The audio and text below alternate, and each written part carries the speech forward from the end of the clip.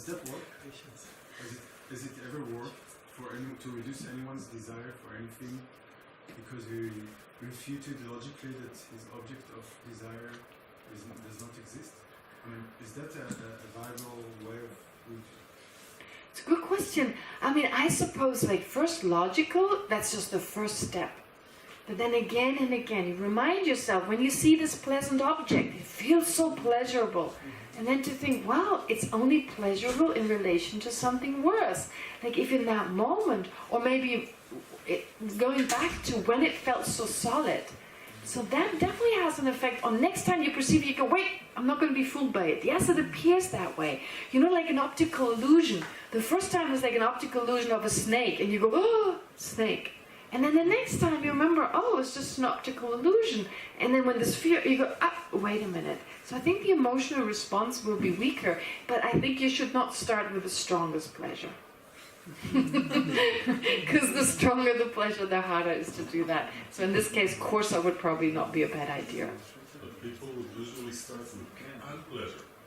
Yeah, so start with unpleasure, but also don't take really strong unpleasure. Like you just broke your leg. It doesn't exist inherently. It's something, maybe that would be a little asking too much.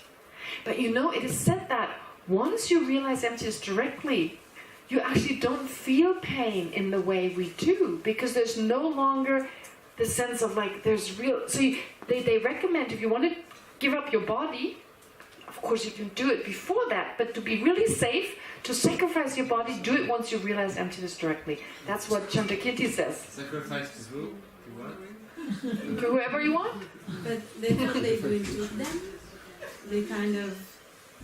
No, in Tukdam they don't do that necessarily. They won't meditate on emptiness. Sorry, did someone just raise their hands? Oh, Yael, did you raise your hand? I was just going to say that when dieting, it actually helps to think it's not as pleasant, it's not as pleasurable as I think it might be, this cake or this whatever. When dieting, when you try to lose weight, okay, then it may be helpful to think it's not as pleasant as it seems. Right? Okay, it's great. even better. Let's try it. Anyone wants to go? It's even more pleasant. No, it's not. Or when I became vegan, so certain things, I thought, no, I'm not going to eat this because it looks really tasty, but I know it's not going to be as tasty as I think it is. Oh, nice. So that would be maybe a way in which it works for some, but it depends on, again, how strongly your mind believes in that pleasure, I guess.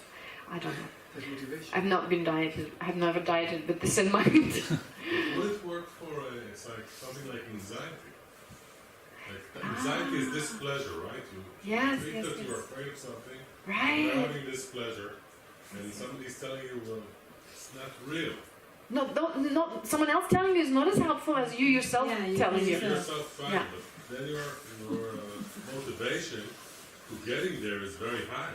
Because you want to get out of this situation. The motivation to realize that your anxiety is not real is very high. Yes, oh, now I get it. Okay, yes, of course, because the anxiety is so scary. Of course, so anxiety I think would work. Any situation it works. Just take it apart and look how it seems in that situation. Does it really exist that way? That's all we need to do. Look at the situation. Like, for me, such a good example is, and it just works for me, if someone says something to me that upsets me, and depending on what it is, I remember carrying it, and that's been reduced now, but I remember carrying it like a dark cloud, until I realized I created this dark cloud. It was like a total exaggeration of what was there. And so in the end, it's just those words that trigger an extreme response because of thinking, how dare they say that to me? So the self doesn't exist that inherently. Since that doesn't really exist inherently, those words don't. And even my response as pleasure is a result of a karmic action. So then it didn't seem as solid in that moment, right? And it's easier to just move on, which is what's important. Until you get to that point where it doesn't arise as displeasure, that's a whole different matter. But just that you don't get caught in. So, Boaz, I would say how it could help is like for this attachment not to linger. I'm not sure you can actually make sure it doesn't arise. It probably will still arise until, it no longer arises because you realize emptiness directly. Right? So it's just temporarily dealing with it. Okay. So, number 12. Now, then refutation of error. If to grasp, so it's refutation of the inherent existence of grasping, so refutation of inherent existence of confusion here. Okay, so it's the refutation of error. If to grasp that the view of the impermanent is permanent, so the view of the impermanent is permanent. Okay, this wrong view, the impermanent is permanent. If that is mistaken, since what is empty is not impermanent, how could grasping at permanent be mistaken? Okay, makes sense, doesn't it? So if we view the impermanent as permanent, but the table is not permanent, but we view it as permanent. We view ourselves as permanent. If that is mistaken, since what is empty, the table is empty of inherent existence, is not inherently impermanent, how could grasping at permanence be inherently mistaken? You have to add the word inherently, otherwise it doesn't make sense. Okay? So we're not saying that's inherently, that this table is inherently impermanent, therefore we're not inherently mistaken with regard to the table being permanent. It's just conventionally, because neither permanence nor impermanence can be found in that table. Does that make sense? No. This is a little harder. This is harder because we believe there's an inherent right and inherent wrong. Okay? Okay, is the Buddha inherently correct? Is the Buddha inherently good? No. No, we've already know that. Is the Buddha inherently right? No. Is the Buddha inherently non-mistaken? No. No. Yeah. In the same way, the view that the self, that the table is impermanent, that view is not inherently non-mistaken. Right? If the table, for instance, if it were inherently impermanent, then why would grasping at permanence be mistaken? What would make it mistaken? Grasping at impermanence, if that was grasping at the table being inherently impermanent, if that was not mistaken, then perceiving the table as permanent would not be mistaken. No, just the permanent would not be mistaken. Because if the table were inherently impermanent, then anything would be possible. Then why would we say the table is not permanent? Does that make sense? So in that sense, so if to grasp at the view, impermanent is permanent, so this table is permanent, is inherently mistaken, if that was inherently mistaken, since what is empty is not inherently impermanent, how could grasping at permanence be inherently mistaken? So in other words, it's just saying, we say the table is only conventionally impermanent. If it were inherently impermanent and perceiving that were correct, then anything would be possible, anything would be inherently existent, it would also be permanent. If it existed inherently, it wouldn't depend on anything, it would actually be permanent. Does that make sense? Maybe tomorrow. I know I'm overwhelming you, I know, maybe tomorrow. It's basically just saying, if this table were inherently impermanent, it would exist inherently. If it exists inherently, it might as well be permanent. Yeah. Yeah. Right? Because it wouldn't change it. It's doing this.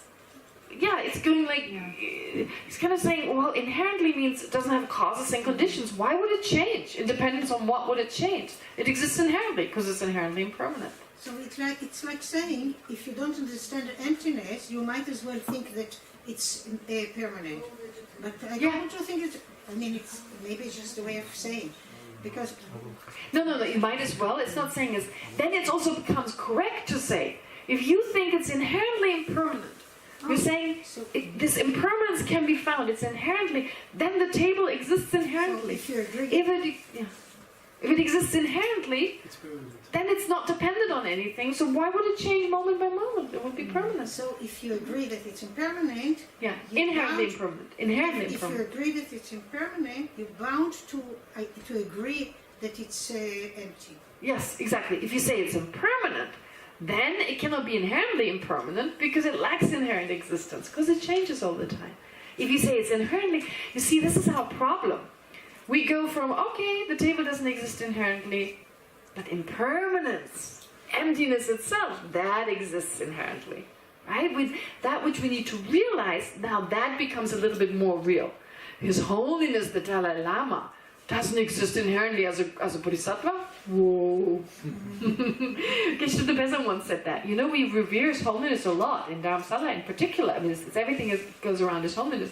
And His Holiness, Geshe Thupesa once said, to think that His Holiness's qualities are merely imputed. It's really difficult.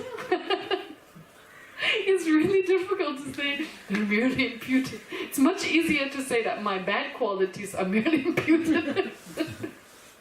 Alright, anyway. So basically here it mentions 4 errors. 4 errors. So one is that the 5 aggregates do not change momentarily. One is that they're not in the nature of suffering. One is that they're not impure, as in like giving rise to suffering at any time, and that they have a self. So those are the 4 errors here, and the first of them, this is of the 4 Noble Truths. They have 16 aspects, and the 16 aspects, the first four of the truth of suffering, the aspect of the truth of suffering, is perceiving the 5 aggregates as permanent in the nature of happiness, as pure, and or having a self and having a self and not being empty. Pure is another word that is used. Or the 5 aggregates having a self.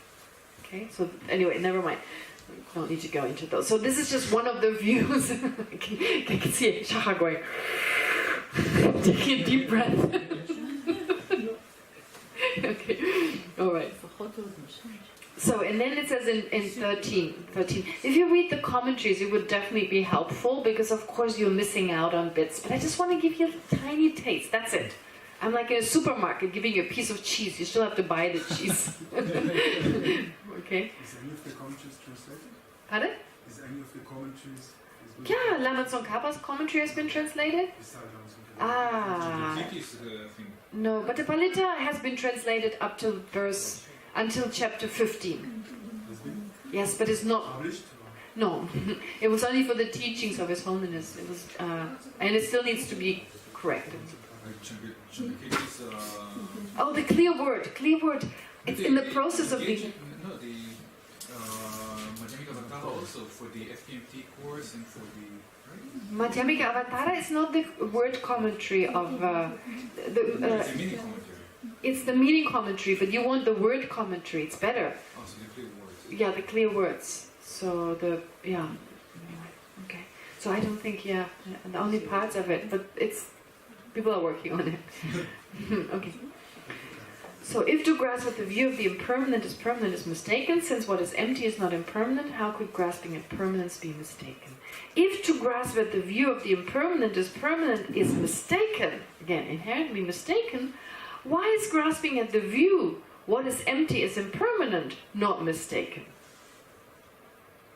Did you get that? Yeah. Explain it. I'm kidding. What it says? Where else? Pardon? This is 14? Yes. Okay. Alright, so the verse before, if I give you my own explanation, so verse 13, if one grasps the body to be inherently impermanent without considering that to be wrong, one would not consider it to be wrong when one grasps the body to be permanent. That's number 1. Which verse? That was 13. Now 14, I just repeated. So, grasping at the aggregates being permanent does not exist inherently, because it's not inherently mistaken that they're permanent. This is because the aggregates are not inherently impermanent. Does that make sense? Mm-hmm. So, if to grasp at the view of the impermanent is permanent, if that was inherently mistaken, why is grasping at the view that what is empty is impermanent not mistaken? Does that make sense? No? No? Who's grasping at that view? The impermanent being permanent, the table being permanent. If that is inherently mistaken, then the table being impermanent would also be mistaken. Inherently. No, it must be mistaken. Because then the table being permanent, if that is inherently mistaken, then the table, then inherent existence would exist. The table would be inherently existent. If it is inherently existent, then it doesn't make sense to say it's impermanent. We are tired. Okay. Yes. We're exhausted. We can't think anymore. No. That's just, if you think you're exhausted, It's mine. I can't think anymore. if you think, no, I still got more energy. So again, if you look at the table, yeah, and think that it's permanent, Yes. but it's not, it's impermanent, so it's mistaken. Okay, that's the first line. But it's inherently mistaken. You need to add, if to grasp at the view of the impermanent, grasp means you grasp at this view, which is wrong, as inherently mistaken. If you grasp that as inherently mistaken, then the view that what is empty is impermanent is not mistaken. Why? Because if the table being permanent were inherently wrong, then inherent existence would exist. Then the table would also be inherently existent. It all stands on the inherent that Yes. you add on to this Exactly. Yes. which does not appear because it's the same word. Grasp, the word grasp here. It was the same as before. Yeah. So here it doesn't appear, it says there's no self. Doesn't mean there's no self, there's no inherently existent self. Nagarjuna doesn't add inherently, hardly ever. It's implied. How do you know when it is and when it isn't? In terms of when it makes sense, and you look at the commentary. May I ask? Yes, In please? verse 13, I don't understand this sentence. Since what is empty is not impermanent. How could grasping, it's not inherently impermanent. Since what is empty is not inherently permanent, it's not inherently impermanent, right? So therefore, the view, if you grasp at the impermanent as permanent as mistaken, as inherently mistaken, right? Or as mistaken, okay? If you grasp at the impermanent as permanent as mistaken, you can read it both ways. Both work both ways. So since what is empty, so grasp means it's wrong, it's something wrong there, okay? So since what is empty is not impermanent, not inherently impermanent, how could grasping at permanence be mistaken? If it were inherently impermanent, it would be inherently existent, therefore it would be mistaken, right?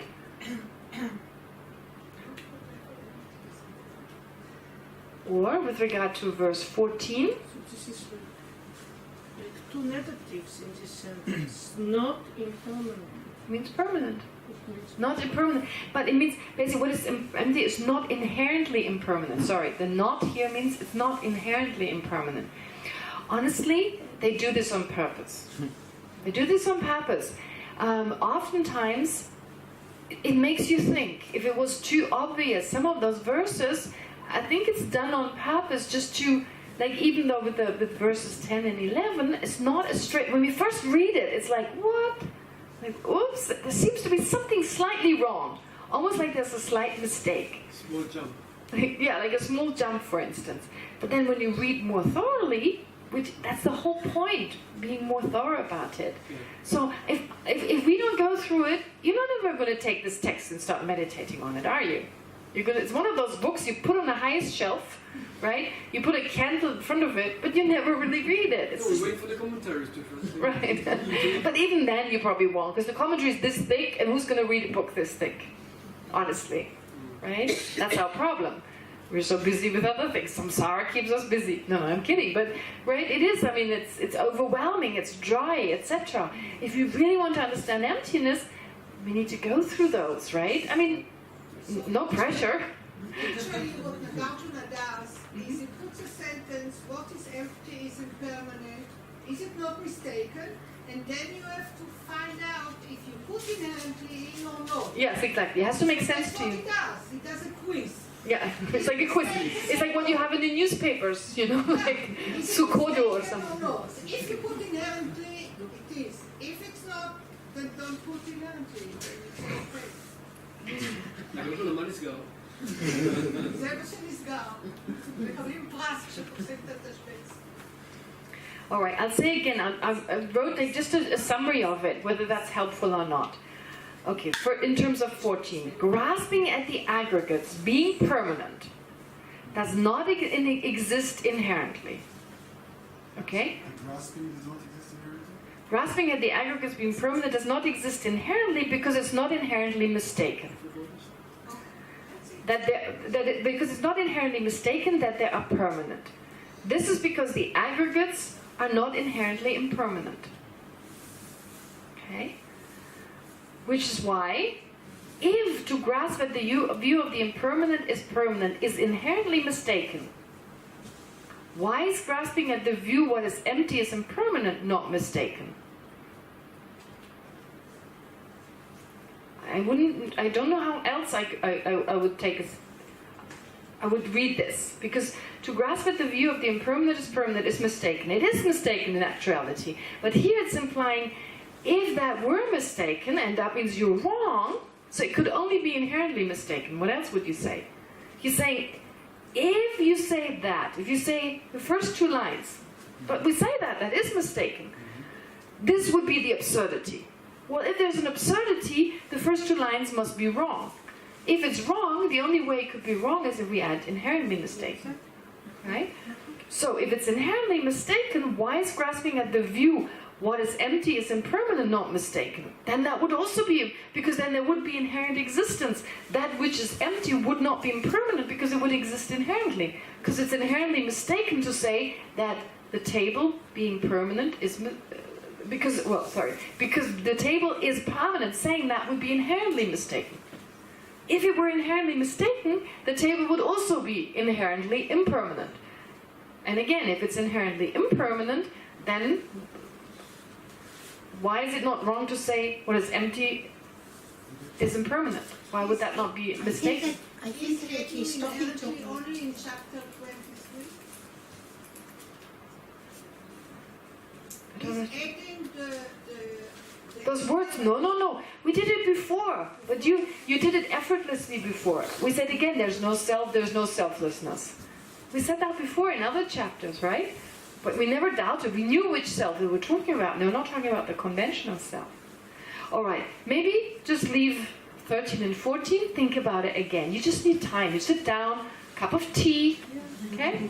Read it again. It takes. You need a really calm mind to go over it again. I think that it makes sense. We're all tired now. Yeah. He speaks, I think, to people who accept that the table or the objects are impermanent, and the other way to say that it's permanent, it's mistaken.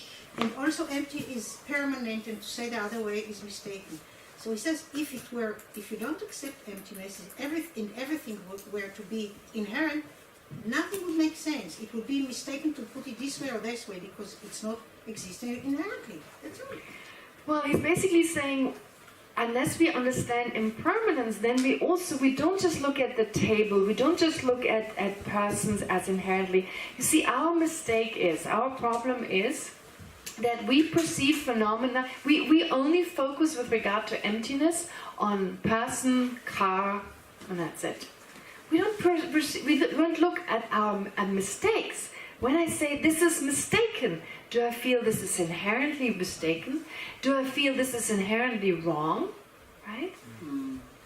Again, we never consider this, and this is what Nagarjuna gives us an opportunity to do that.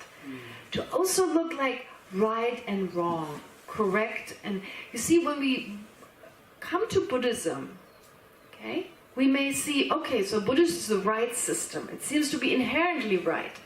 And something else is inherently wrong. Okay? Then the view of impermanence or permanence, okay, this is impermanent. It's inherently impermanent. Well, where is the impermanent in the table? Show me. It's just from moment to moment it's changing, so I label it impermanent. I cannot find anything, right? So then to say, this is permanent, that is mistaken.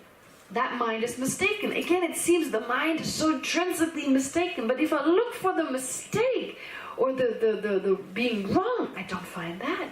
Even the mistaken I don't find. So he's basically telling us our mind tries to escape. No inherent exists in I. Oh, then the selflessness exists truly. It's trying to escape. It's almost like it tries to get to the surface of water, and you're always kind of keeping it down. Because it's so used to it. So it jumps to something else. All right, anger doesn't exist inherently. Oh, but love does. Okay? My enemy doesn't exist inherently. But the Buddha does. Okay? I don't exist inherently, but His Holiness does. Yeah, it's just look at your own mind. And so Nagarjuna is giving us the opportunity, or is giving that self-grasping. Is there an emergency? Yeah. Kind of. A personal one. I'm kidding. Oh yeah, there's a person that now I get it. So, you see what I'm saying? So, therefore he's like, looking, you want to escape to this? No. You want to escape to that? So all the different possibilities. Then he goes here on verse 15. That which grasps... Oh, sorry. No, go ahead. No. Uh-huh. Isn't whatever is empty, is impermanent, is really mistaken? No. Say again? The whole point is what is grasping at the view that what is empty is impermanent, is not mistaken. But it is mistaken, isn't it? But inherently not. No, sorry. In actuality, no, of course, in actuality, why is grasping at the view? What is empty is impermanent. What is empty is the table. That is impermanent. That which is empty is not inherently impermanent, right? So why is grasping at the view, what is empty is impermanent, not mistaken? It is mistaken. Because what is empty is impermanent. It is mistaken, and everybody agrees that it's mistaken. So what is it? What is it? No. If to grasp at the view of the impermanent, actually, grasping at the... Why is grasping at the view? What is... Yeah, because if you grasp at the view of the impermanent is mistaken, then it would also be grasping at the view what is empty is impermanent. Why would that be not mistaken? But it is mistaken. So we agree it's mistaken, so what's the point? Oh, ask Nagarjuna. Okay, I'm really so exhausted now. I cannot do it. Okay, sorry, I'm really like, now... I have to sit down now, I'm really tired. So I have to sit down and think about this again. I can't do it right here. So I think we should all do the same. Yes. Right?